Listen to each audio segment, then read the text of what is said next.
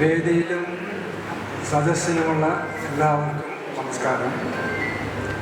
എൻ്റെ ഈ പുസ്തക പ്രകാശനത്തിൻ്റെ ഭാഗമായി ഇന്നിവിടെ ഒത്തുകൂടിയ ഈ സായാഹ്ന സദസ്സ് ഇത്രയും ഹൃദ്യവും ധന്യവുമാക്കിയത് നിങ്ങൾ ഓരോരുത്തരുടെയും സൗഹൃദ സാന്നിധ്യവും പ്രത്യേകിച്ച്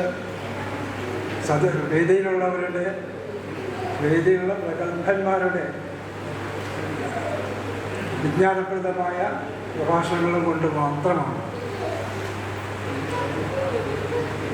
ഈ വേദിയിൽ നിൽക്കുമ്പോൾ ഞാൻ എന്തോ ചെയ്തു എന്ന ഒരു വെറും തോന്നൽ ഉണ്ടാവും. പക്ഷേ അത് വെറും തോന്നലാണ്. ഈ ഒന്നുമല്ല എന്ന തോന്നൽ അതിനേക്കാൾ കൂടുതൽ എനിക്ക് തോന്നുന്നുണ്ട്.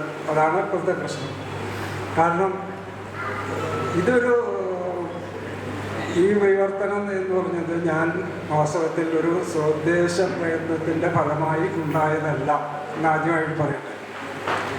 വെറും ഒരു കേവല കൗതുകത്തിന് വേണ്ടി മാത്രം നാരായണത്തിൻ്റെ ഒരു ശ്ലോകം ഒന്ന് വിവർത്തനം ചെയ്ത് നോക്കാം എന്ന് മാത്രമേ ഞാൻ വിചാരിച്ചുള്ളൂ. അങ്ങനെ വിചാരിച്ചപ്പോൾ എനിക്ക് ഏറ്റവും ഇഷ്ടപ്പെട്ട നാരായണീയത്തിൻ്റെ 3-ാം ദശകം, ഭക്തി പ്രാർത്ഥന എന്ന 3-ാം ദശകം, ശിഖരണി വൃത്തത്തിലുള്ള അതിമനോഹരമായ ശ്ലോകങ്ങളാണ്. അതിൽ ആദ്യത്തെ ശ്ലോകം തന്നെ ഞാൻ തിരഞ്ഞെടുത്തു.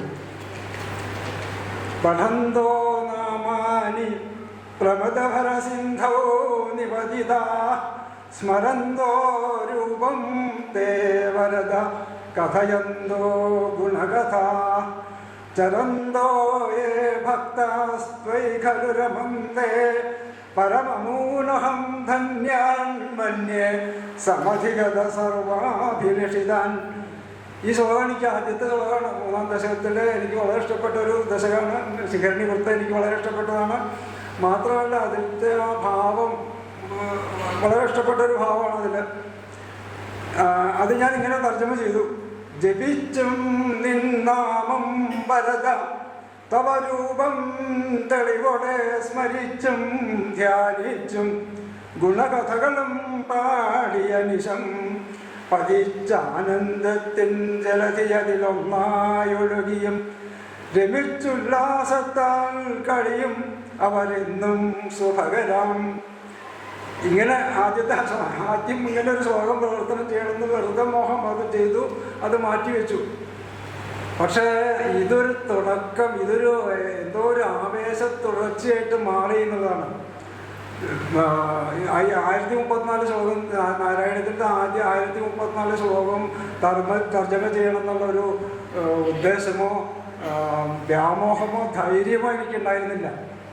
പക്ഷേ അത് നിർത്താൻ പറ്റാത്ത ഒരു അനിവാര്യമായ ഒരു ആവേശ തുടർച്ചയായി പിറ്റേ ദിവസം വീണ്ടും എനിക്കിത് എടുക്കാതിരിക്കാൻ പറ്റില്ല. പുസ്തകം എടുക്കണം, ഏതെങ്കിലും ഒന്ന് വിവർത്തനം ചെയ്യണം.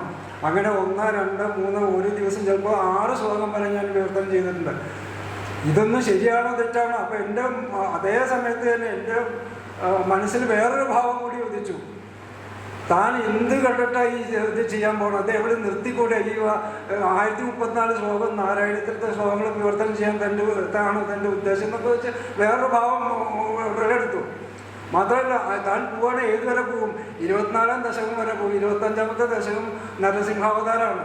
അതിലെ പദഘടന ഇനി അതും പോട്ടെ. അതും കഴിഞ്ഞാൽ 69-ല് മറ്റേ കുസുമമഞ്ജരി വൃത്തത്തിലെ രാസക്രീഡ, അതിമനോഹരമായ ശബ്ദവിന്യാസം, ഇതൊക്കെ താൻ മലയാളത്തിൽ ചെയ്യാൻ പറ്റുന്ന വിചാരിച്ച് ഇനി അത് പോട്ടെ. അതും കൂടി കഴിഞ്ഞാൽ 90 മുതൽ 100 വരെ ദശകങ്ങൾ അതിലത്തെ പ്രമേയ ഗാംഭീര്യം, താൻ എവിടേക്കതൊക്കെ പോണത് നിർത്തിക്കൊള്ളുന്നു എൻ്റെ മനസ്സിൽ വേറൊരു ഭാവം ഉടലെടുത്തു.